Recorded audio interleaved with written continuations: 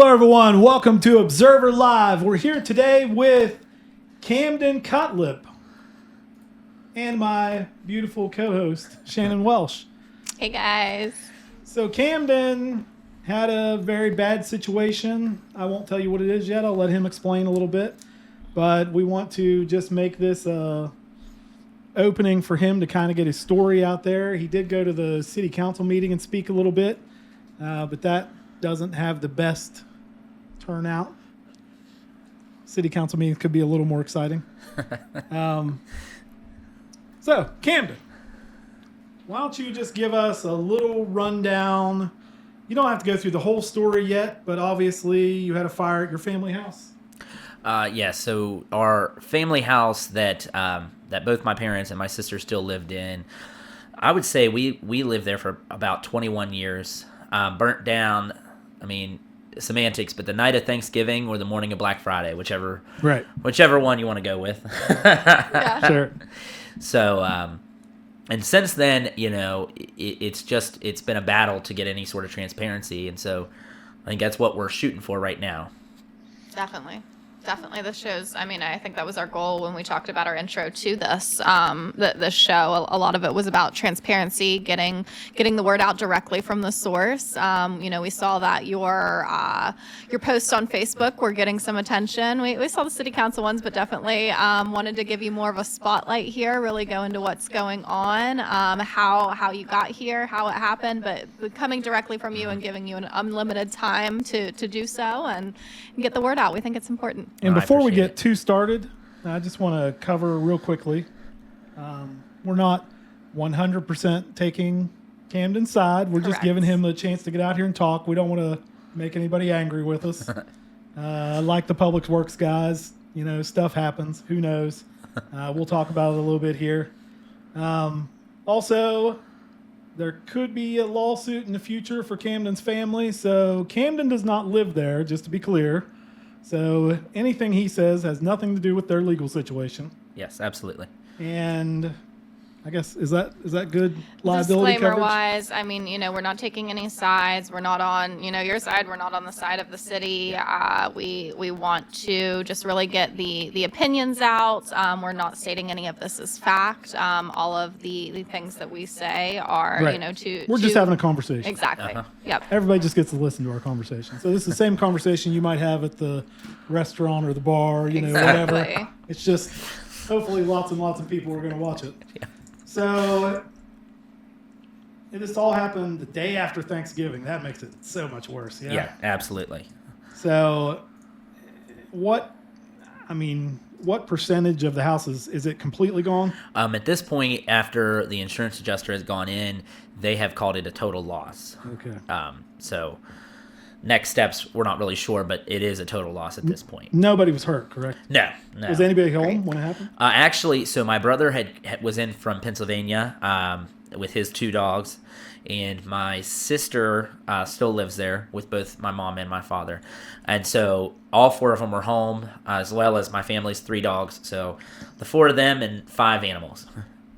So I guess Busy house for a house fire. I've had a house fire of Shannon's my own. actually had a house fire. Yeah, I had a house fire. I lived beside a abandoned house. Wow! Yeah. Shannon, you had the exact same thing happen to you? Yeah, lived I'm beside. acting really surprised, but I already knew this. Shannon had the exact same situation. Yeah, an arsonist came in and doused gasoline all over the place. Mine was not determined a complete loss. Mine was a partial loss. I believe my life was probably saved due to the aluminum siding on my house. That's at least what the firefighters told me, that kept back the heat fast enough, but I know how quickly those things, happen. And with 4 individuals, I had enough trouble, getting myself and my dog out of there in time. So I can't imagine how tough that would have been getting everyone out that was in there. It just happened so fast. Was there warning? How did it burn for a long time and then spread, or was it already on the house by the time they knew? So it was already on the house by the time they knew. It actually had spread top to top. My parents' house was a brick house. So you're saying the roof burned first? Yeah. Okay. Beautiful brick, and had it gone low to low, we might be sitting here saying a different story of the house being a partial loss, just Right. like aluminum, brick can stand up a little bit better, but it went high to high and went across the roof and burned straight across. In this house, it's over Northview, right? Yes. 24th. Yeah. Yes. Yeah. And you grew up there? Yes, I did. We moved there when I was about 3 or 4. We had lived on Duncan Avenue in Staley, and when we were about 3, I was about 3 or 4. My sister would have been 2. We had moved over there just to expand a little bit. We were an expanding family, and we needed a little more room, a little more yard, and so it was my parents. Both of my parents are very picky about what kind of house they want, and so it was like kind of the best of both worlds for them. So you lived there. How old are you? I am 26, so That was your whole life. yeah, yeah. It's tough. That's very tough. Were you able to recover anything? So we did go in, and that morning, I had called Central Fire for them. They had kind of, when it happened, they had moved their car and they were sitting up the street just kind of watching. That's awful. And it's that helpless feeling right after when you know there's nothing you can do, but you want to do something. And so that's kind of where I was. I want to do something, but I couldn't figure out what can I do to help them at this very point. So they had gone to a hotel, just kind of get settled in. Did they get any help from the Red Cross or anything like that? They did not. I will say our fire department gave them all the resources. They have good insurance. Nationwide swooped in from the very second this happened. Oh, that's great. And said, you know what, we're going to cover this hotel. Here, Oh, wow. Okay. Go out and get yourself some, they were in their pajamas. It was 1 a.m. So they said, go out and get yourself some clothes. Go get yourself something to eat. Calm down. So they were even asleep when it happened. Yeah. They were actually woken up. Sergeant McGlone with the Clarksburg Police Department, and I've said it on every. It was amazing. Absolutely. She was amazing. I've said it on everything I've been on that I believe she saved my family's life. Wow. So did she get there before they were evacuated? Yes, wow. Okay. She actually saw the fire from Route 50. Saw the smoke. So she was there before the fire department. Even. Yes. Wow. Yes. Wow. My parents Shout weren't aware out. the house was on fire until they woke up to her knocking on the door, Oh my saying, "Get out of gosh. your house! It's on fire." And you wake up and you're drowsy, and Yes. she's standing at the door, so she's like leading them through it. Okay, grab your car keys, move your car. Do all of this. Let's grab the pets. I mean, she was wonderful. She continued to be wonderful. She sent us stuff for the pets, and I mean, really, truly went above and beyond. And so I kind of have said on every interview, this isn't me going after the entire city of Clarksburg. We have a lot of good things that work in Clarksburg. Our police department did an amazing job. Our fire department did an amazing job. But there are parts of this where the city has, in my opinion, has failed my family. Yeah. And that's kind of where I'm at this point, is wanting some accountability for that. Well, So we you would don't hate the definitely city. want to get to that, but that feeling of helplessness and wanting to do something, I think you're conquering that right now. This is your opportunity to do something. Right. Yeah. about it. We want to make that clear. You don't hate the city. You're even a former city employee, right? Yeah, well, and I currently still am. I've worked manage the VA splash zone. This is going on. Okay. If I do it again this summer, which I've already told them, I said, listen, give me one more year and I'll go out. My lifeguard certification's up. I'm a little too old to get it again, and I don't think I can pass. It's a lot of physical stuff. I'm not into it. So I was a former lifeguard. I Yes. actually certified people out there for a very long time under John Yes. Cooper, so So I know all about that. this will be, if I go back, it'll be 12 years that I've Oh, wow. worked. 12 years. So you're a longtime city employee. Yes. Did you work for the city of Clarksburg every time? Yes, every time. Every Wow. time. Wow. Okay, so you arrived over there as it was going on. Like, did you find out it was happening? or- Yes, so I had gone to bed. I had we were planning another game night. We had finished up game night with my aunt and uncle. They were staying in a hotel, and we were planning another game night the next night. We had actually started another game, and we had said, "Oh, you know what? Let's put this on hold till tomorrow night. We'll get dinner. We'll sit here. We'll play another round of games." So I had gone home, let my dogs out, and was finally. I had just gone to sleep, I think, and I woke up, and my brother said, "Hey, you gotta do something. You gotta get over here. Our parents' house is on fire." And it took him saying it a couple times for it to sink in for me, because it's so incredulous to hear somebody say that, and you don't know if everybody's okay. He had told me they were, but that doesn't hit. Sure. You know, the words fire and parents' house, and it's just buzzwords like that are, you know, what do I do?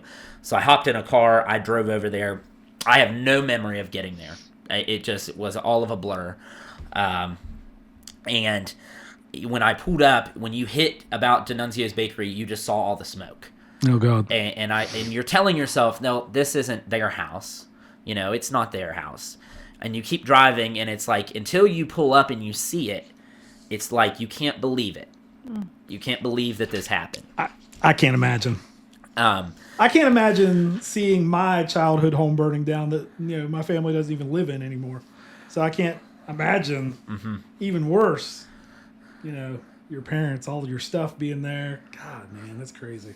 It really is. And not knowing if you know, they're okay at Right. the time, that I think So that hit the hardest. Did you find them immediately when you got over there? I mean, I did. I pulled up, and I actually couldn't park. I couldn't park on the street. Obviously, they had shut the street down. I parked about a block back, and I'm in shorts and a t-shirt. I'm, you know, what I wore to bed. I just took off, and I'm trying to find them. And I see their car, and so once I got to the car, I was able to kind of calm down, and I could see, okay, all four of them, all of their dogs. But then you look at their faces, and it's just blank. It's just watching their house, everything they've worked for, and they're losing it. And there's nothing that you can do to help them, you know? And that's kind of where it really hit me, is that it actually is on fire. That is our house that I'm watching smoke. And, you know, what do? You know? so we're not here to claim like how the fire started or anything. That's for the investigators. But have they said anything to you? I mean, obviously it came from the vacant house. Yes. But were there people inside, or? We were told we have a neighbor across the street who does have really good security cameras. We had security cameras as well. However, the fire took those out. And he said, you know, he caught people walking down the street. All of that's been turned into the police department. We did talk to the gas company. They had said the utilities had been shut off there for 3 months, or at the very least the gas. So the fire department said it started high and moved high. And so that was really what did it for our house. Was we have an attic that stretches the length of the house. And once it caught the attic, it spread across the whole house and then worked its way down. So just me thinking here, if it started in the attic, even if there were people in the house, that would be strange, right? That would almost make me think it's electrical. Right. Right? Well, so their house was a bit taller than ours, so our attic probably sat at their second floor. I wonder if the electric was on. Do you have any idea? I have no clue at this point. It was. I actually requested. I put in a FOIA to the city of Clarksburg, and the documents I received said nothing about utilities. I do know. Yeah, that's what I was about to ask you about the FOIA. That's what we were going to talk about next. It's like, so tell me exactly what you asked for in the FOIA. So what I asked for is it was Friday morning, and I'm sitting out there, and our fire department had worked all night long. They're still there putting water on top of the fire, making sure that it was out, and putting it on the house next door. And I said, you know what? I know we've reported this house to code enforcement, and I wanted to look for answers. I'm just, you know, so I was like, I'm going to see, what do we know? What does the city know about this house? And maybe try to find some sort of answer for myself. And so I put in a FOIA. I asked for anything relating to fire hazard assessments, inspection reports, code violations, anything that they've hit them with that could help me explain to myself and to my family, why did this happen? You know, because we all wanted, that was the first thing, is once we had settled down and we were all marked safe, it was like, what happened? You know, how did this happen? What could we have done? Now, did you tell me we know the gas was off, and we're not sure if the electric was off? We're not sure. We're not sure. Okay, because what I'm seeing, electrical causes the you know, high to high type of thing. The Yeah, most that's what I was common thinking, in the attic. is you know, overheated wiring in the attics, faulty junction boxes, old damaged insulation around wires. But you almost Right. need that electric going to it, and if the electric is off, then it gets really suspicious. Well, the simple fact of the matter is that vacant houses don't burn down by themselves. Right. Like either something was on, on, or somebody was in there trying to get warm or something. Something happened. Yeah. And They don't spontaneously Right. combust. Right. It just No. that's not how it works. Right. And Lightning, I don't know, something. something I mean, has obviously to. there was no storm. So. no, Yeah. and you know we kind of had thought through that as well, but we had, and again, this was just us spitballing because we don't have any information because we're being not given. So you haven't got Anything anything that back on the explains FOIA yet? We have. Okay. So my original FOIA that I sent on November would have been the 28th. It was that morning. Oh, you sent it right that day. I sent it right there. Good job. Good for you. I sent it right there because I'm a teacher, I'm an athletic director, I'm a coach, and I have a policy that if I don't do it now, who knows when it'll come up? 12 o'clock at night, and I got to do So I sent it right there, and what they sent me back was the first page. They sent me about 41 pages, and when I first saw that, I was like, great. In here, I'm gonna find the answer to this. I'm gonna find out that maybe they had faulty electrical wire, and I'm sitting here and I'm saying, well, there it is, But what I found was the first page was basically a summary. And in that summary, they did state, well, we were out there and we looked at abandoned vehicles, but what we didn't do was enter the property. So when I saw that line, we did not enter the backyard. And I'm sitting there and I said, well, I'm not a lawyer, I'm a teacher. But I do know that to do an inspection of something, you have to enter something. You don't inspect it by looking. So then I said, well, my next thing I wanted to find was an inspection report. As of right now, I have never been provided an inspection report. We've made several complaints. The other neighbor has made several complaints. No inspection report's ever been found or provided to us. And can I just jump back? I want to educate some of the listeners on this. I think, all three of us know what FOIA is, but a lot of listeners may not. So FOIA is an abbreviation that comes from the Freedom of Information Act. Good job. So what a FOIA does is it gives any person the right to request existing records held by a government agency. So that can include emails, reports, that type of thing. So that's the type of information that Camden filed, but anyone can file when they're wanting to get more information on something from the government. So I just wanted to stick that in for anyone that might have not known that acronym. So what kind of complaints have you made? So we had made complaints dating back into really the big ones where we started in October and we said, at this point, my parents had gotten pests into their house. They had gotten roaches. They called out an exterminator, and the exterminator took one look at the house next door, and he said, well, there you go. He said, cockroaches will migrate based on whether or not they have a food source. If they've eaten everything there, they're going to go to the next place and find it. And my parents were fed up, and they said, this house has been vacant. They had been vacant since late June, early July. The city had come out on August 11th and put placards on the cars that said, you don't move these cars in 30 days, we're taking them, And at that point, on August 11th, my family had a lot of faith in that. And they said, well, you know what, this is what we do in our city. If something's vacant, we fix it. And then September 11th rolled around and the cars were still there. Then October 11th rolled around and the cars were still there. And we're now at 60 days. And so and as a teacher, I know if I tell you I'm going to do something and I don't do it, the message that sends to my students is empty threats. And that's what's going to be sent to the city. God, you're so right. This. You hit the right note right there. And in the summary of the FOIA that I received, they admitted on October 14th they went out to the house and they noticed the cars were still there. And I said, so now you're at 63 days. You said it was 30, it's 63. And Why was it 30, I wonder? Because the 72... Isn't it supposed to be 72 hours? 72 hours is in the charter code or whatever. So were these cars on the street or were they in the yard? They were various places. They did have a lot of cars. Maybe if there it's in the yard, it's one, different. That must be the difference. I want to say there was one on the street. There was 2 or 3 in the back.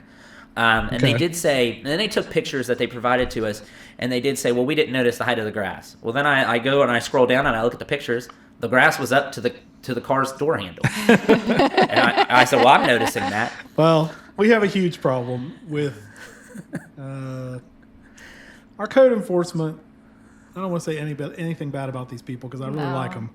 They're very overwhelmed, which makes them very reactive. So that's very much what you're getting into here. If somebody calls and complains about the cars, they're going to come and deal with the cars. Maybe.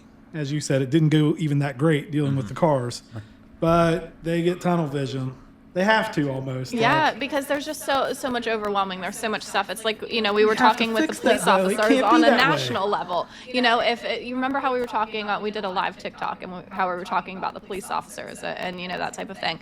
And our solution was hire more. Maybe, do we have the budget to hire more code enforcement? It seems like they're completely overwhelmed. It sucks that we have to hire more and more people, but I think they have 3 or 4 right now. But the city's just too we out of hear about control. it all the time. We hear about it constantly. The grass, the cars, Well, it's just like the things and then I it turns complain into a about. fire. Yeah. I mean, it's like a lot of the things I complain about, property conditions and stuff like that. And one question I want to ask you, Camden, kind of an important question. Was this house, what do I want to say? Was it noticeably vacant?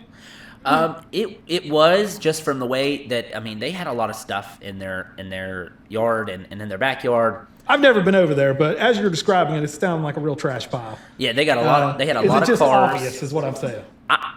From a standpoint of having a family there, I would say it was. When you're giving.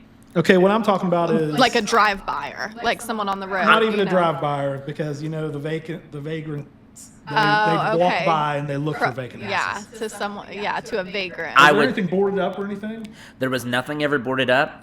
Well, But the grass is huge, high. Okay, Yes. grass. Yes, grass is huge, Can you high. tell her? Up to the handle of the car, you said, right? Yes. Is that more than 6 inches? I'm not good with measurements. Is it? It is, unless you measure on a matchbox. How much is 6 inches? I don't know. I don't know. It was noticeably vacant. So code enforcement came to the house to look at the cars, Yes. and you think at that time that they came to the house, it was that tall? I actually have pictures in the FOIA, and I will more than gladly send you the whole FOIA.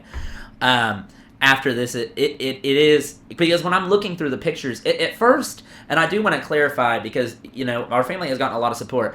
The little bit of issue that we've had when people have heard this story is sitting here saying that we're after something.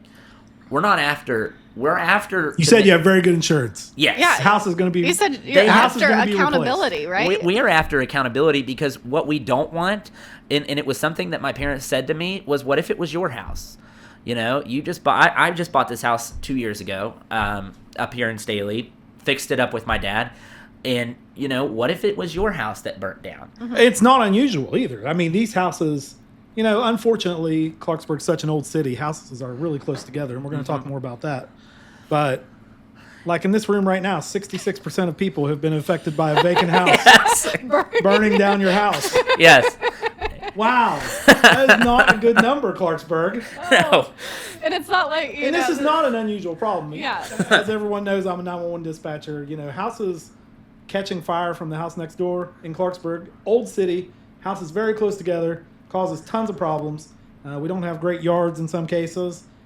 Parking's always a problem because the houses are so close together. But biggest problem, fire. Yep. And luckily we have a spectacular fire department, Yes. and they save it a lot. Oh my they get there gosh, so yes. fast that they get water on it and hopefully can protect. I don't know about usually yours. they'll dump. If Yeah. there's a vacant house burning, I know for a fact they don't worry too hard about saving that. They will dump water Right. on the house beside it. and Right. just try to keep That the was fire my down. situation. I don't know about And- yours, but they yes. were there so quick. For Absolutely. Mine. We were still trying to get out, and they were there. Yes. Yes. Imagine if this had happened somewhere outside of the city where you didn't have a huge paid fire department. Right. It may have taken more houses. That's why it's so or fun- they would have been completely Yeah. to the ground before. Yeah. It probably would have killed somebody. Yeah. Yeah. And these You know. fire departments face funding issues all the time. So it's so important to keep these fire departments funding. It's, one of the things that, we a type of government that we still enforce it where, it doesn't matter, if you're in city limits or not in city limits. You don't have to pay the firefighters directly, but the firefighters are going to show up and put down Yes. the fire. Well, one at of the your big house. mistakes that this city was making, actually, when I was on council, we increased the minimum staffing. So we had, enough guys to actually roll all of our departments with operational trucks. Mm-hmm. Because there was a time, not that long ago, folks, before I was on city council, Jimmy Marino and I were all about the fire department. Yeah. Like we wanted to do everything we could to make the fire department better. And actually, at the time, Harry Falk, when he was our city manager, anybody who knows Harry was insanely obsessed with the fire department. Like he was a volunteer fireman, and he probably wanted to be a fireman a little more than he wanted to be city manager, truthfully. He really wanted to get us that ISO 1 rating, which don't even ask me what that is. It was so good how you explained FOIA, but I know it's ISO 1. We're ISO 2 right now, which is based on how fast the fire department gets there and how far away fire hydrants are and response times and all kinds of different stuff, blah, blah, blah, that I can't really answer. Equipment. They have to have the right equipment and everything, but we're an ISO 2 department. And Harry really wanted it to be ISO 1. And actually, the fire chief at the time told me it would never happen, but he could keep trying. He liked to get the money, Right. So an ISO fire rating from the Insurance Services Office measures how well a community can respond to fires. The difference between ISO Class 1 and Class 2 is small numerically, but very meaningful operationally. ISO 1 equals it's a big deal elite for insurance, too. / near fire, perfect fire protection. ISO 2 is excellent, but one tier below the top. So... I don't know what we're lacking to get that 1 rating, but we're really close. Okay. And Harry was obsessed with it. Yeah. Like Harry Falk wanted us to be ISO 1. Well, I can understand how in governmental functions, it's a numerical, you're putting numbers to something. So if you get, to a certain tier, it's actually a big funding deal can happen. For everyone's insurance, too, because you pay less if you're in an ISO 1 city. Okay. But for whatever reason, like I said, even the fire chief at the time was like, it ain't going to happen. Like, it's too high of a bar. Like, there's not even anything we could really do. So it's like hydrant spacing, sustained flow capacity, maintenance records. You need, lower flow and edge zones. Not sure what that means. Redundant mains. It goes into the equipment, but also how the communications and dispatch, goes out. Highly capable versus, personnel arriving on the first alarm, faster water on the fire. Insurance, low, ISO 1, lowest property insurance rates. ISO What, did you 2. doubt me? You didn't doubt me, did you? No, I'm explaining to not you. I'm explaining to you. You look surprised when I was right. Have people watching us. Sorry. So... but it matters most. So the rating, it says from ISO 2 to ISO 1 matters most for commercial properties or large high-value buildings. So that could, if you get to the ISO 1, that could potentially increase, commerce, downtown. Economic, development, that type of thing. Why ISO 1 is rare. There's generally a heavy municipal investment, high staffing costs. You have to have excellent infrastructure, meticulous documentation, and strong labor agreements. And I just want to stress one more time, we have the best fire department. Sure do. I don't know that love there's a them better all. fire department in the state than Clarksburg. Yeah, and they were amazing from start to finish. Getting us in the house, making sure the house was safe for us to get whatever items that we could find out of there, walking us through the whole process, as well as the fire marshal. I think it's Brian Hall, is who was there as well, and he did a wonderful job as well. One of the things they did is when they were in there making sure the fire was out, one of them, and I don't know if it was Brian or one of the other firefighters, he saw my parents' phone still on their bedside, and he said, listen, I grabbed them. I don't know, here they are. That saved a ton of having to just, because the next couple of days is calls. Right. Yes, still are working. Really?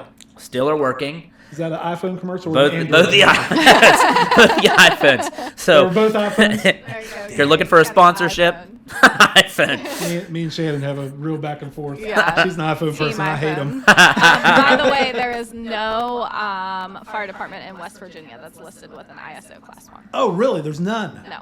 Oh, wow. Charleston 2, St. Albans 2, Princeton 2, Morgantown 3. So we ahead of Morgantown? Are you telling me we're 2? Oh, we're definitely 2. Okay. Because I'm telling you, Harry Falk was obsessed with getting us one. Okay. So not a single one in West Virginia is one right I did now. not know so that. That's important. I didn't know that. That's amazing. Not even Charleston or Huntington? Charleston's 2. Let's see. So it must be but really not a single hard. one. Yeah. Okay.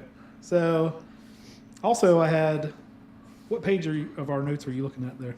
Do you want to read some of this, Shannon? You're probably a better reader than me. I mean, tell me where to start. See where it says host intro down there? So originally I thought about bringing Renee Courtney on the show. Oh, yeah. Renee gave me a lot of information about this house. She rented it for a long time. Do you know Renee? Yeah. Oh, yeah. So, Okay, so you want me to read the host intro here? yeah, just kind of give me some of that. Okay, so when we were writing this intro, we're just kind of getting things together here. We don't want to be scripted, but we want to have a little bit of a Yeah, plan. we just had some notes here. Yeah. So something from a person who we actually talked to someone. Did she say we could use her name or not? I asked her, yes. She said it was Okay. fine. She So- reached out to me as soon as I posted we were going to have him on here Yeah. to tell me how hideous that house was. Right. So this is coming from a person who lived inside that house years before your parents. This is the vacant house. Right. Oh, yeah, the vacant house. Yeah, this is the vacant house that burned. So we spoke with this former tenant who lived at 1116 North 24th for about 5 Oh, years. that's our house. They're Okay. They're 1114. Or 1114. So I'm is sorry. this? Yeah, it might be an error in our notes probably here. is. But she lived at the vacant house. She didn't want to come on the camera tonight, but she did give us permission to share some of what she told us, and she even drew a floor plan from her She did. It was, she gave me all kinds of information. This is she just a knows tiny this bit of it. house. Her name's Renee, and this is her description of the house. So she described it as a small 2-story with a big living room, 2 bedrooms upstairs, and the kitchen on the back wall downstairs with the furnace and hot water tank crammed into the front corner. There were insulation and air leaks. She told us that the kitchen floor in the winter felt like an ice rink. You could feel cold air blowing in under the sink onto the back wall. In her words, that place was horribly insulated. She marked this unknown space. She started talking about a weird void. This unknown space behind the wall on both levels next to the bathroom. It had no access. It was just kind of a dead void inside the structure. How weird is that? Yeah. So, there was this space that she started describing to us. She also described the distance in between the houses. She said that she has never seen 2 houses that close together, especially at the back, which matters when you think about how fire can travel from one structure to the next. I can attest to this. This was personally something on mine. The houses were jammed close together. The one being on fire directly caught mine on fire just with the heat transfer and then being so close. It didn't make it onto here in the notes. I guess I did this with AI and ChatGPT didn't grab this, but she was also telling me they were so close together that there were no windows on that side of that house, right? We had one, But but we the had other 2. We on the other one had none. No windows. No windows. We So had 2. What that probably means is, and Renee talked to me about this, whenever this house was built, it could have been 100 years ago. I have no idea the age of the houses. But I wonder if the people that owned your house owned that lot too and built another family house Very right common. there. They're like, Yeah. oh, let's just, we're family. Let's just stick Yeah. them as close together as possible. Yeah, on my houses, when the contractors went to repair my house, they were standing, at least 6 feet up in the air. A human could stand under them easily, and they had 1 foot on one house and the other foot on the other house. That's how close these houses can be built together. So, and she also said the utilities were an absolute mess. Yeah, so when her landlord started doing work after she moved out, she said the house was wide open in the dead of winter with the heat running full blast, and the gas and electric companies actually tried to bill her for the spike because they delayed shutting it off. She kept fighting those charges until they finally aged it off her credit years later. So there was some discrepancies there with the heat being on. Was it on? Was it off? That type of thing. They ended up, she ended up taking the hit, obviously. And once again, AI didn't grab this, but she was also telling me the electrical was a mess. Yeah. So, how many years ago did she live there? I forget. She didn't even. I Did forget she what tell she told us? me. I remember her living there, and I was still a kid. Yeah. And you're, Elementary 26 school. now? Yeah, So 26. 20 years ago or so? Yeah. So 15, that long 20? ago, we knew this was this big a mess. So the person that owns it, she was also telling me that he sold it for some ridiculous amount of money last time. You know how much it sold for last time? I don't. I know it was. She thought it was listed for like $100,000. It was there, and at the time, I remember it being for sale because my parents had talked about buying it just to prevent this. Wow. Basically, Gosh. to buy it, and it just was too expensive. My Right, it mom's was a teacher, ridiculous. and so That's what Renee told me. It was expensive. Like, it wasn't anywhere near worth it. no, and so and then I know a new guy bought it. I know the people that bought it, but then it ended up being a rent to own, and that's kind of still in a gray area too. Is we're not sure who owns it. We think the neighbors who left my in God. June owned it. The taxes say that the people who left in June owned it. So it was like a land contract, rent to own. That's kind of the vibe that we're getting. Well, that's good. That gives you two people to sue instead of one. Sorry. I'm thinking like a lawyer. Yeah. So it was, but at the end of it, and we were sitting there and we said, my parents were both going through these documents and they said, my dad's a safety engineer. Okay. Oh, cool. And he said, well, wait a second. Where's any inspection that tells us whether or not this house was a hazard? Because, and he pulled up the vacancy law and he said, well, after 90 days, a house in Clarksburg is declared vacant. After 90 consecutive days of nobody staying there. Well, in his October email, he told code enforcement, this house has been empty since the beginning of July. Oh. And so there's your 90 days right there. And I know, So he told them in writing. yes, in writing, and we have that email. We had a roach problem. The grass is overgrown. The cars are still here. This house has been vacant. What do we do? Basically, he was asking for help. He wasn't just complaining to complain. This is all in that email? All in the email. And the date of that? October Roundabouts. 21st. Do you have that? Yeah. Yes, I do.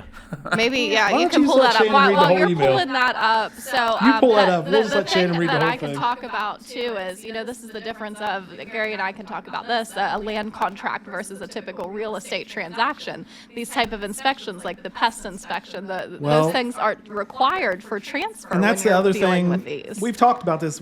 Actually, we talked about this on the last episode with Jerry also. Mm-hmm. What do you call the universal inspections like Morgantown does? Because I told Jerry they should start the doing unit is it unit something? it. Unit resale? Is It's that the something right like that. It's part? not coming to my mind right now, but Clarksburg really needs to do this. We got to start looking at these houses every time they sell. Yes. Especially, it sounds like this one's sold multiple times. Yeah, anytime it sells, we talked about it to Jerry. Anytime And I it sells, totally you knew the have word to then. you have to send in. They do it in Morgantown, and you have to send in someone to do these type of required Every inspections. transaction they Every look at. single transaction. It's not just a typical real estate sale where you have to hire a lawyer Because or technically- a realtor and pay 6%. Yeah, technically, when we sell houses in Clarksburg, we don't have code enforcement really has no right to go in. Now, if they open it as a business and rent it out, they do have the right to go in. But with a land contract and rent to own, I don't think it's a requirement. I don't think you would have to do that. There would be no reason the city would even know you were doing that. Yeah. Well, I just sent you both the FOIA into your Facebook. Okay. Perfect. Perfect. I got it. And the email is about the second. So you're going to see when you open that up, the first thing is a statement, just a summary that I received.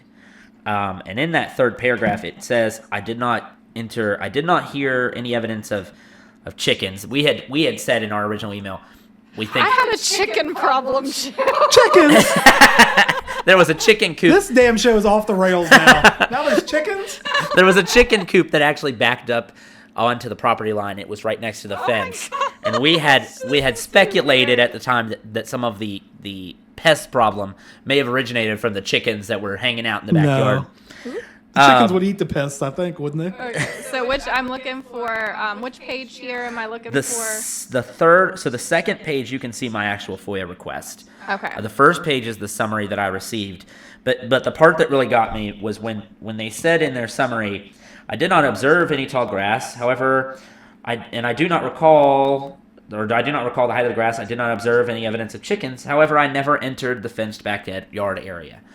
And it said, so when we're reporting to you pests and problems that are in this, yard. Yeah, this isn't a drive-by problem. You never entered the yard, So on the if you go to page 6 of the document, Okay. it's the email, and it was sent on October 21st at 1 p.m. Okay, so this email is coming from Alan Cutlip and going to Jason Lane of Code Enforcement.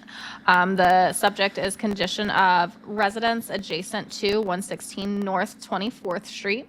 So, Mr. Lane, my wife and I own a home located at 116 North 24th Street in the Northview section of Clarksburg. We have some concerns regarding the house adjacent to ours. A family was purchasing the house on a rent-to-own basis, but the remaining renters left in June or July to return to Hawaii to tend to a sick relative and have not returned. They have 3 vacant vehicles they have 3 vehicles parked to the rear of the house. 2 of the vehicles are not currently licensed, and I believe your office put a 30-day notice on the vehicles on August 11th, 2025. These vehicles have yet to be licensed, and an important part, and are still sitting in the rear of the house. In addition to the grass has not been cut for the past few months. It is probably around 12 to 18 inches tall. We also have seen roaches in our house, something we have never had to deal with in the 21 years we have lived at this address. Our thought is that the residents in the adjacent house have left food in the house, which roaches enjoyed until it was gone, and are now migrating into our residence. They have also built a chicken coop in their backyard, which is definitely within 25 feet of our house. Although I do not believe they still have chickens, the chicken coop still remains. We feel as though the actions of our neighbors are negatively impacting our residents. My wife has reached out to code enforcement multiple times, but we have not seen any action taken. While I do not know if or when the family will return, we have reached out to the owner of the residence who established the rent-to-own agreement. They have pretty much told us that there is nothing that they can do. Please let us know what your office can do to remedy this situation, or if any other party in the rent-to-own agreement would be responsible. I appreciate any assistance you can provide and look forward to hearing from you soon. And what was the date on that? The date sent was October 21st, 2025 at 1:10 p.m. And as far as the email goes, and and you can see in the rest of that, you can see there are pictures there down further of the cars with the grass next to it. He never did receive a response to that email. No response. No response. No call. No text. None of that. No email response. And that was when I really looked into the FOIA more, is once I saw that and I said, well, wait a second. I talked to my mom and I said, well, you said you made 3 calls. Well, she shows me the phone, her call logs on her phone. She says, well, I did. Well, no logs of that were ever in that FOIA request. So I know, and again, I'm not a lawyer, I'm a teacher, but I know from the little bit I do know, a FOIA request is everything that you have at that point when I request it. Yes. And so you're telling me you either omitted the call logs or you don't have them, in which case it calls into question our record-keeping abilities at the city. I don't want to say the city's omitting anything. I don't believe they are. I don't think... No, I think it's much more probably a case of incompetence than... And I think, like what you had mentioned earlier, an overworked department with maybe nobody really keeping track of what's going on. And I think overworked is a big part of it. I mean, we see, I see down in here you have Randy, which I believe works under Jason at Code Enforcement. Yeah, Jason's the boss, I think. Okay, so we have a response from Randy about the vehicle. So the email that you sent out, several paragraphs, quite long. We have a one-liner from Randy. The vehicles are on the list to be towed. They will be towed as I order, as the list is completed. And I think End of the email. And that wasn't even ever sent back to us. I think it was sent to Mr. Oh, interesting. Yeah, so this, okay. So this went to Jason and Kiana, not even back to you. So this Who's was Kiana? returned Does it to say? you. Kyana Depoy, Depoy. She might be, there's a blonde woman that works there, I believe. Not her, that's Not Kathy. her. Okay. I don't know who that would be. So it was, at least talked about, between Randy and Jason, that the vehicles, but then you're saying you got no response from them. You just received this as part of the FOIA request. Yes, this was never actually sent to my parents. It was just sent as part of that FOIA request. And that was because in part I asked for any internal logs to kind of show department you did to the right department thing. communication. Yeah, you have to ask to receive, specifically as possible. And so then I kept scrolling, and you'll see pictures and stuff, and then you hit about halfway through, and none of it's from the recent years. And so I said, so you've received 6 complaints, and you're going to give me maybe 20 documents, and it doesn't show me that anything was done. We had never started any processes. As far as I can see on there was no formal coded violation sent to the homeowners. Never a coded violation given to them. No violations written. No violations written that I was provided. Wow. There was one violation from 2019 about grass height from somebody who lived there before they even got there.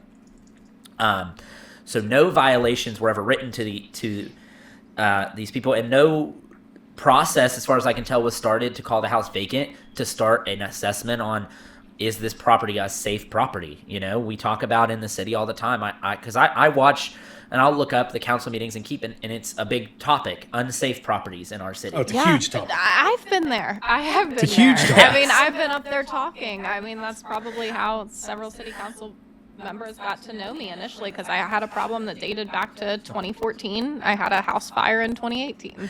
And there was no process started that we can tell that would have labeled this house unsafe, that would have started the condemning of it, that would have started it to be on a list to take down. And all of this would have, and I don't know, would it have happened quick enough? Probably not. But would it have done something? Mm-hmm. Would it have warded off people who maybe wanted to move in there to do things that weren't supposed to be done? We're left with a lot of what ifs. I did file a follow-up FOIA request on December 2nd just to ask for some of those documents, to ask, well, did you do a fire hazard assessment? Mm-hmm. Did you do a full inspection at any time once you knew this house was vacant? Did you even enter the backyard?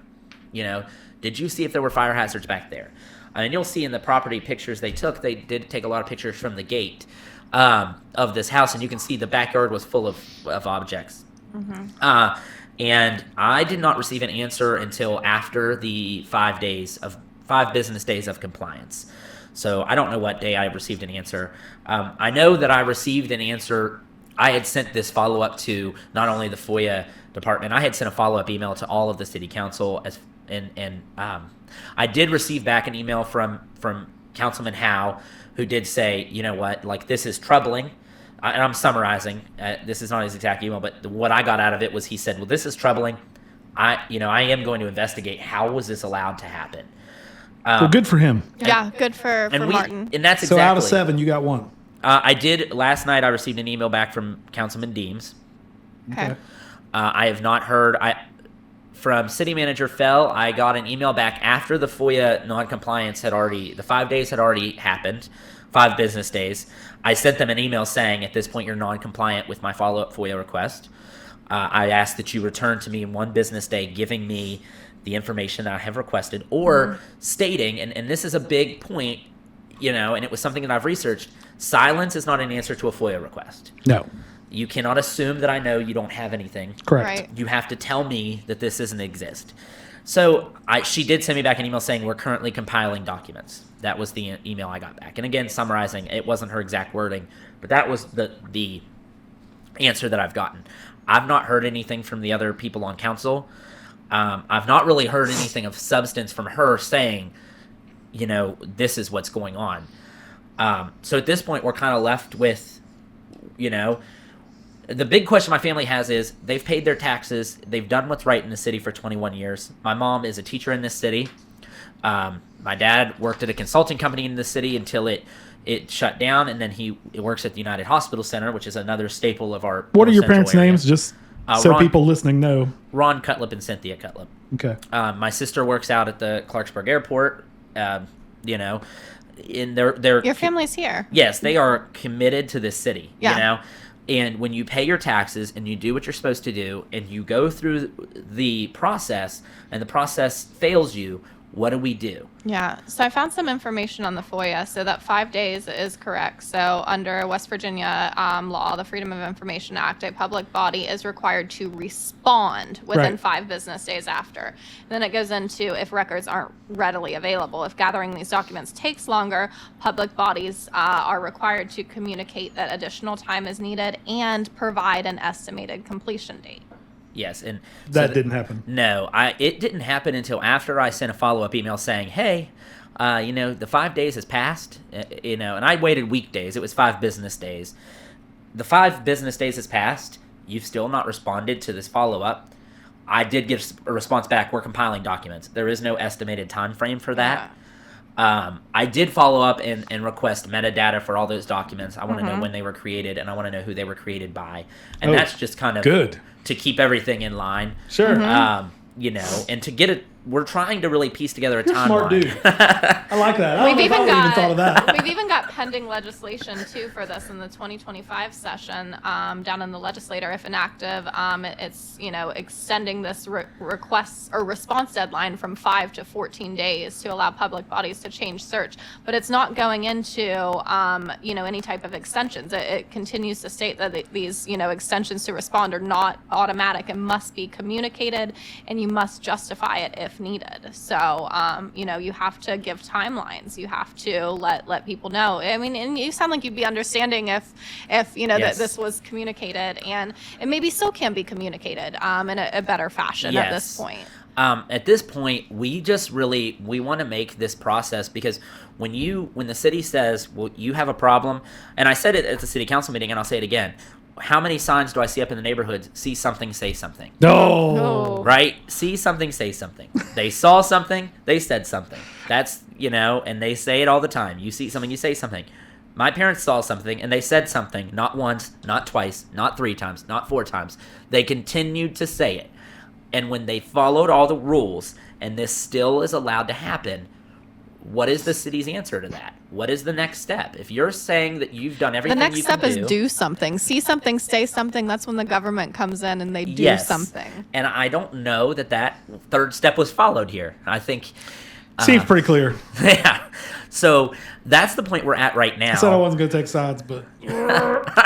I'm still not taking side. I'm still saying, that the government does have maybe there's an more opportunity to the to come into. Sure, and maybe, Martin comes on it, and, Martin, it sounds like, responded to you and wanted to get involved. I love that Martin responded to you. Yes, he did. That's fantastic. And he gave me... It's so easy. When someone sends you an email, just respond. Exactly, or a message. You see that so much from legislative or, government officials in any way that, the responses are what the people want. You have to respond, even if it's, I'll get back to you. It's something.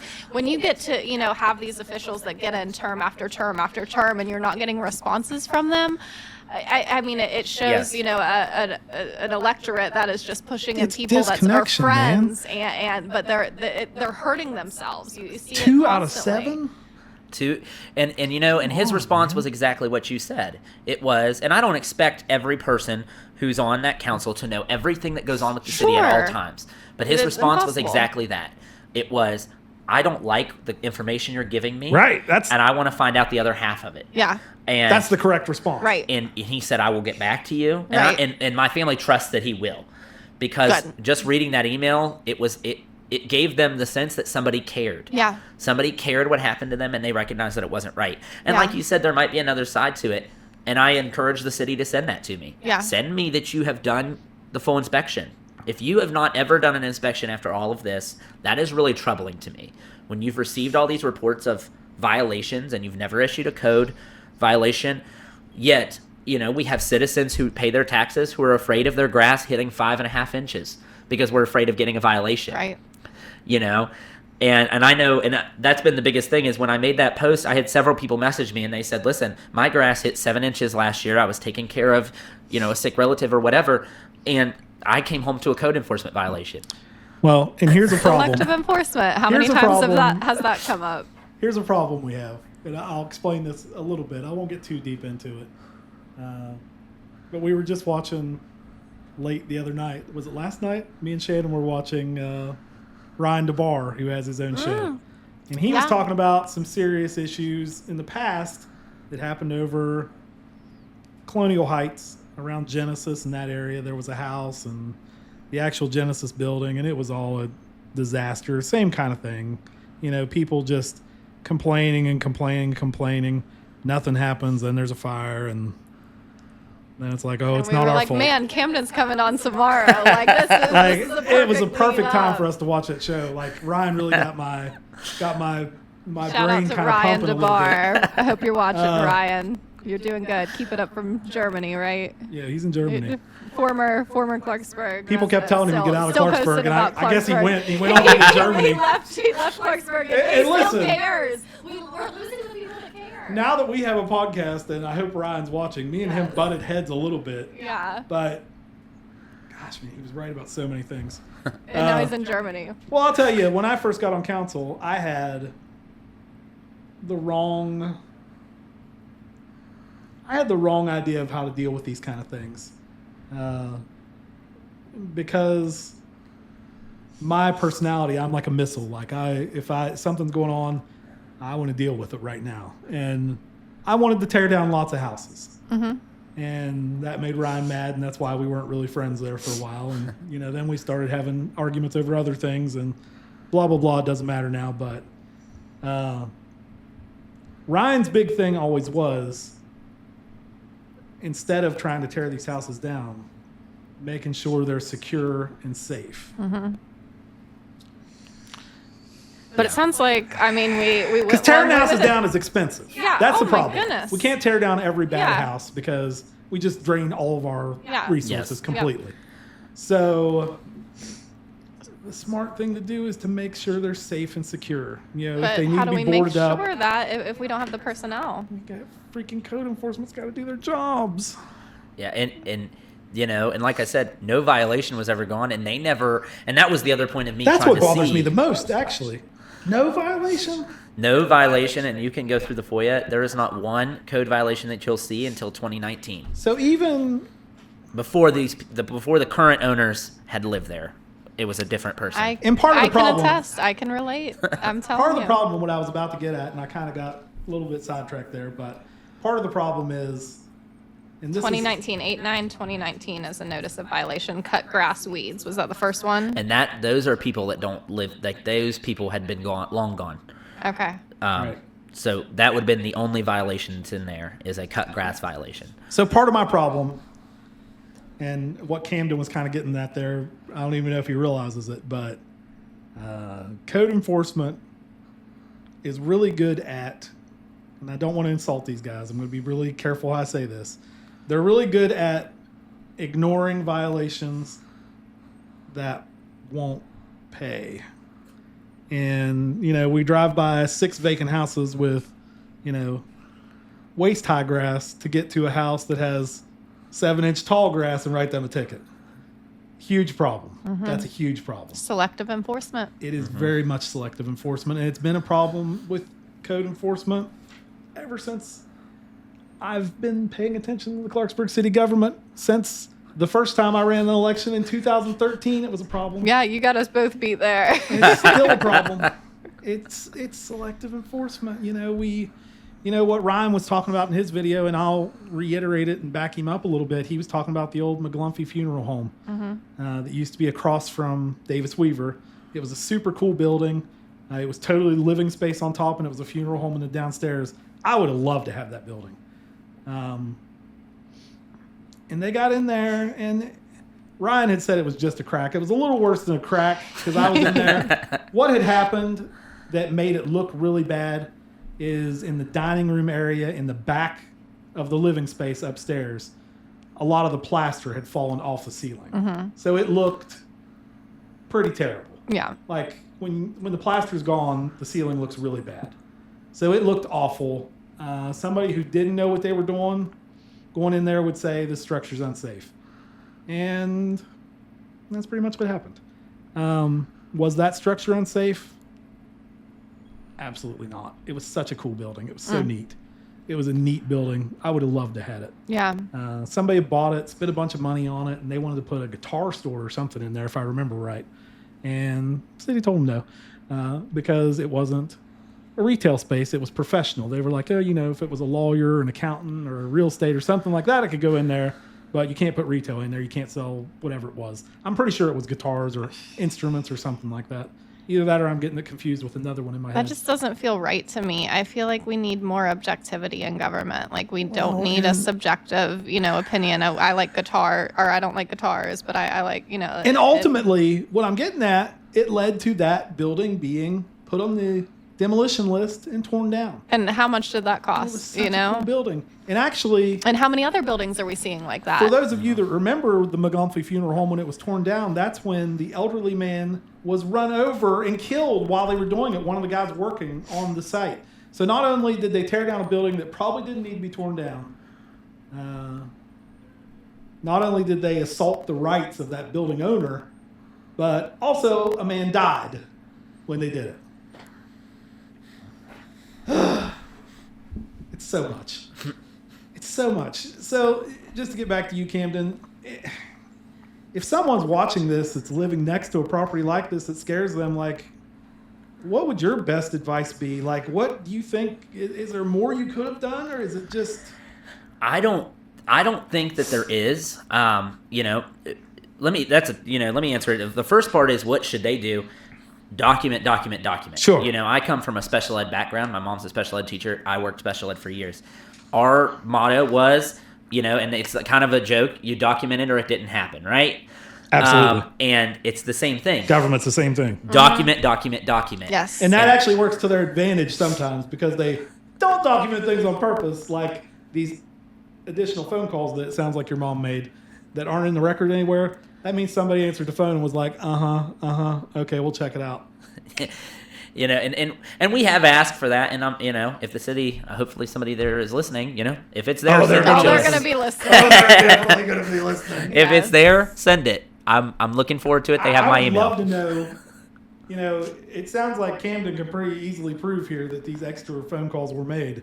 So I'd just like to know who took that call and what notes were taken and what was the follow-up on those. Yeah. And then I asked for the metadata. I asked for notes as well. Yeah, the You know, was metadata. going into I that. always get messed up with the word meta. I think of Facebook. That's really like a real thing, right? Right. Yeah. When you guys say metadata, I'm always Yeah. thinking, what, they contacted them on Facebook? Like, No, and, I don't know. I know. It just messes up my brain. and I've asked for notes. I asked for notes in the initial FOIA. I've asked for notes in the follow-up FOIA. Any notes that were made about calls, any call logs, none of that's been provided thus far. And no timelines, correct? No Zero timeline has been given to timelines? me. And, you know, we're going to keep at it. This is not something that my family is going to let go away. Yeah. No, I wouldn't if I were you. We want, in more than anything, we just want to prevent this from happening to another family Sure. in Clarksburg. Sure. You know, we had a really good community that rallied around, you know, specifically my parents, made sure they had everything they needed. You know, luckily we're all adult kids, so Christmas wasn't a big worry, you know, just the Yeah. fact that we can spend it together. But what about little kids? Right. You know, what about kids who would have to have gone to school the following week living out of a hotel? And, Yeah. and per state law, you're living out of a hotel, you're homeless. Right. We would have just increased our homeless population. Wow. You know, but to the question of could we have done more, you know, could we have called several more times? I think we could have. Do I think it would have helped? I don't. You know, we put people into our government and we elect people, and in turn they hire people that we trust that can do their job. You know, in my own personal job, if I don't teach a lesson for 2 weeks in a row and a parent calls my principal, that's going to be handled right away. That's not going to be, well, let's see how he does in 2 weeks, you Right. know? But in this case, that wasn't what happened. So I do think that, I think that we shouldn't have had to go past 1 or 2 calls. Right. But, you know, we made it to 3, 4 calls in an email, you know? Yeah, and I think that's something young people like yourself are starting to demand to see in government because, you know, I'm 32. I'm going to, if I get down into the state legislature to represent Clarksburg, our District 70, I'll be the 4th youngest woman ever in that position. And I think that's something that young people are demanding now of government is that accountability, that transparency. When something happens, that leader needs to stand up and say, I messed up. I didn't do this. And that's the type of leader I want to be. And that's the type of leader that I think I should be able to work with at the city level too, that say, you know, I didn't take a phone call and say, yeah. That seems old to me. That seems outdated. We have all of the technology resources now to make that a very outdated process. Things can be, you know, looked up. Things can be found. Information is readily available. You know, people can get these, and your electorate isn't dumb. You know, there's people that are going to want information, and you have to be able to say, hey, you know, I messed up. I didn't provide this, but let's get a better solution. Let's, you know, find the paperwork. Let's find the information, and let's get it to the people that need to have it, and let's make this better so that it doesn't happen to someone else. Exactly like you just said. Yeah. And that's absolutely our point, is that, you know, before this happened, I was myself, I'm perfectly content living in Clarksburg. You know, I intend to live here the rest of my life. Right. However, it scares me that this has happened, and it scares me there's been no accountability, there's been no transparency, and it has me personally looking elsewhere. And I know there's a lot of people that feel like that right now, that they Yeah. have lost faith in our city, and that's the opposite of what they should be doing. Right. We don't want to see, I mean, we were talking the other day about, our numbers dropping. I never did look them up, but Gary was thinking, back in the 60s, he had estimated that we were around a population of around 60,000. We're at 15,000 now. Oh, So thank we're you for remembering my numbers exactly. I hope they're right. You were So I listening. I really probably, You were listening when I was talking. I love that. So, whatever the actual numbers are, It's in that ballpark. sharp That's very close. decline do we lose another Camden because of something like this? Like, do we lose, these people that do care and No. they, Fix it. exactly. We fix it. We why say, we're raising see hell right something, now. say something, do something. Maybe I make that part of my campaign. Maybe I'll add that on there. I like that.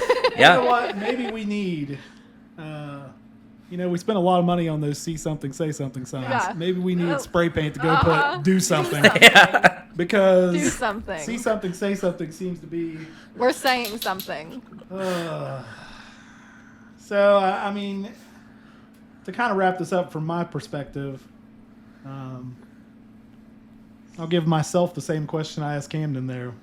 What more could they have done?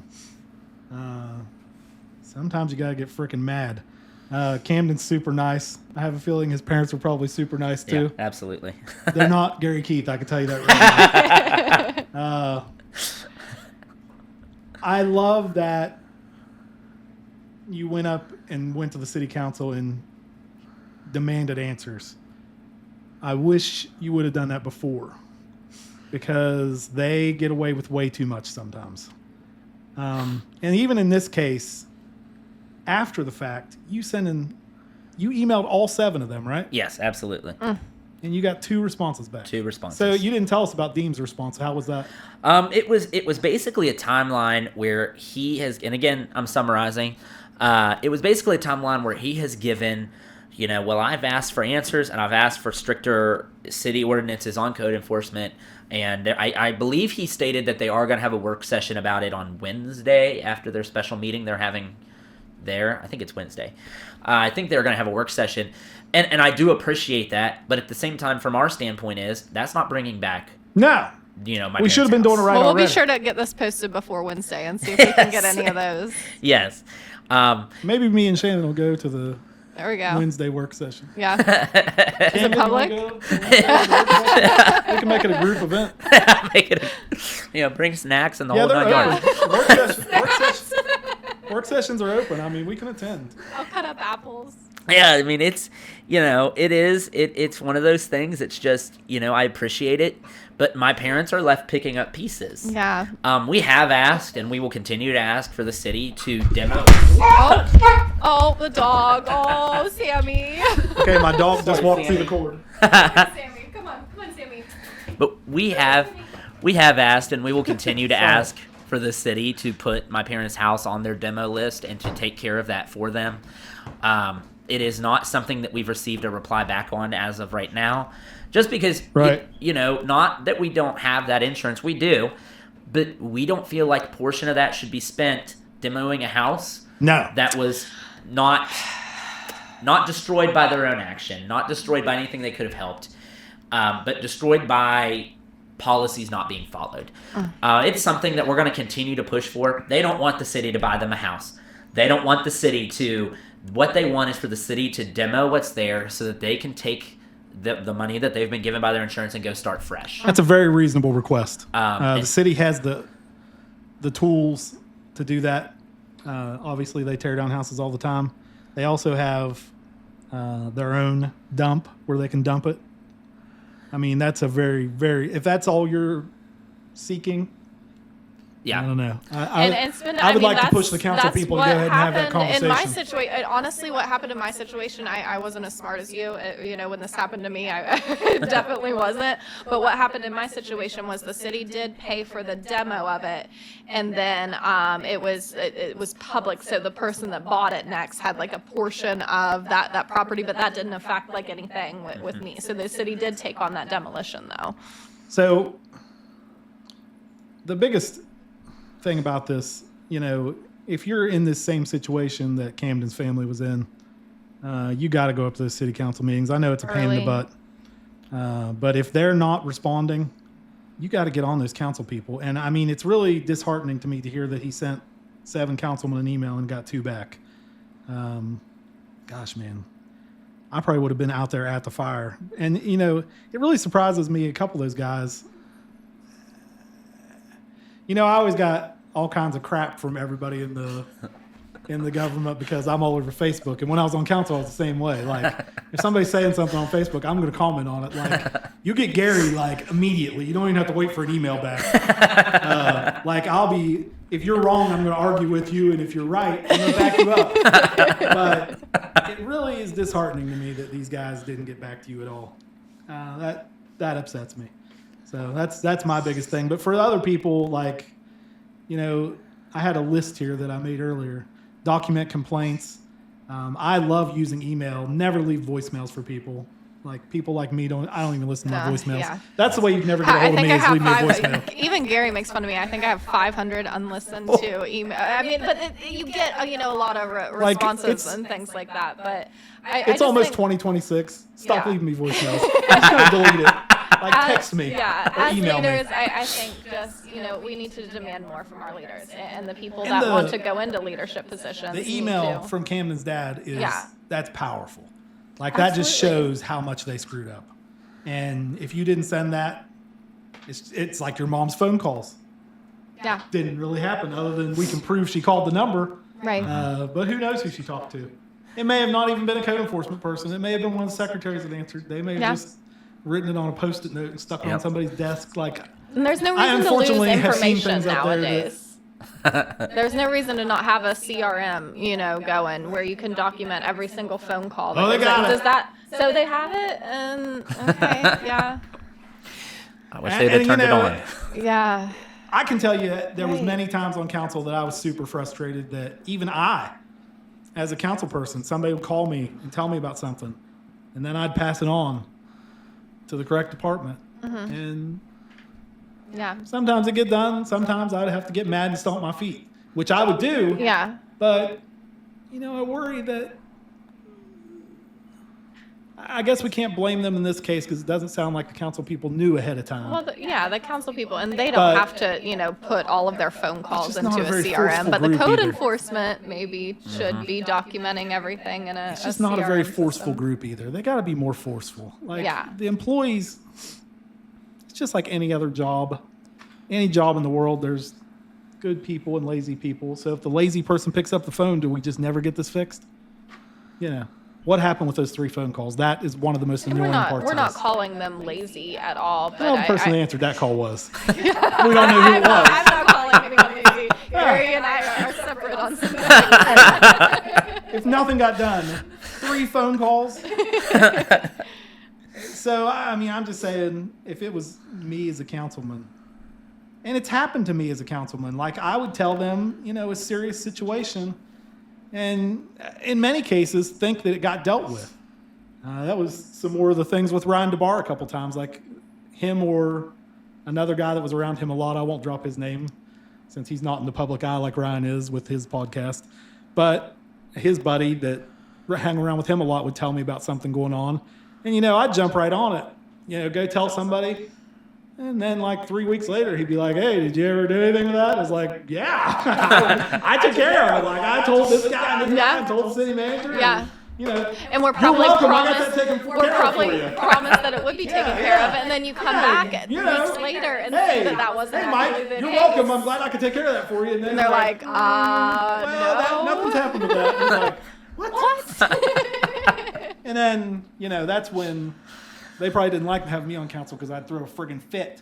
Like, how did this happen? Like, what are we doing? Yeah. You know, let's not even get into that. It's the past. You know, it is the past, but I've had my share of problems with different departments.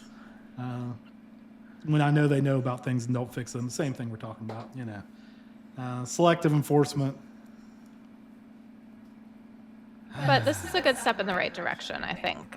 You know, we have a it's a very... good step that we're putting some pressure on them here. Yeah. we have a platform that is able to do that in new ways. That's what we're trying to do with this. I think it's a new way to, let the government be involved if they want to be. It gives them that, the public an extra, long form conversation into it, an eye into exactly what's going on. From some people that have been in government to the public directly, to where we're not sitting behind a podium, up there looking down at you. We're here and we're in, Gary's basement. Talking to you. It's real. Worst case scenario, if you're out there and you're having the same kind of problems that Camden's family had, call me. Yeah. 304-672-7400. I may not answer. If I don't, send me a text. Don't leave a voicemail. Don't leave me a voicemail. Text message. Trust me. But, you got to get on these city council people's butts. You got to contact them direct. I suggest in writing, whether it's an email or a text. You need to document that you contacted somebody. And if that doesn't work, you've learned a lot here from Camden about FOIA requests. Mm-hmm. You can FOIA request, hey, I made this complaint. I sent this email on this day.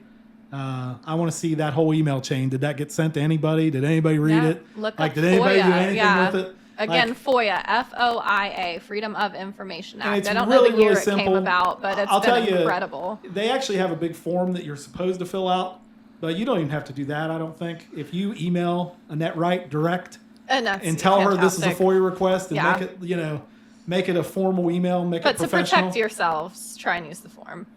The form is nice. Yeah. But if you don't have access to that, email. Yeah.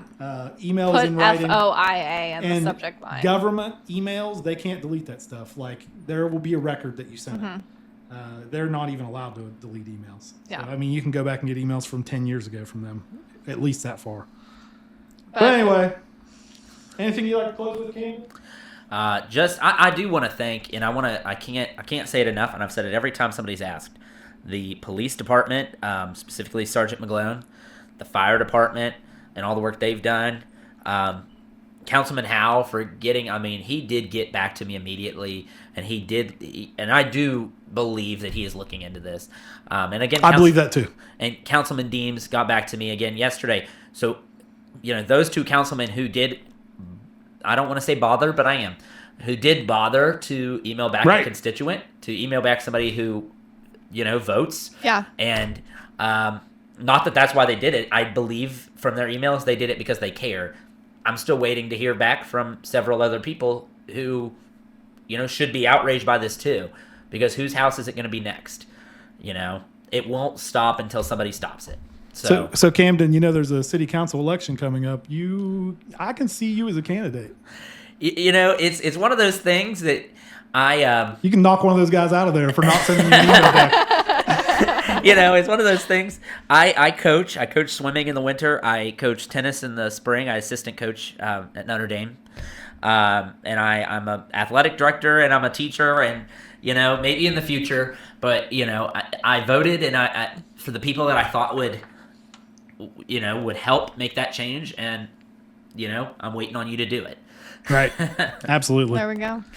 Thank you very much, Camden Cutlip, for joining us today. Thank you guys both. Thank you, Shannon, for doing an awesome job as always. Thank you. Thank you, Gary, for making this possible. This spectacular show. I had a blast. So. Anyway, thank you for listening or watching Observer Live, depending on if you're on a podcast or on YouTube.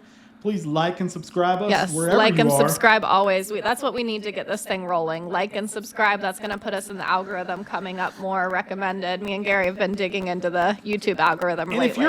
If you're on the other end of this situation, and you haven't had a house fire yet, and you have one of these terrible houses next to you, maybe you could be next on the show. Mm-hmm. Maybe we could talk about it. Yeah. I guarantee I can get it fixed. Yep. So. Anyway. Yep. All right, everyone. Thank you for listening. Have a good day. Thank you.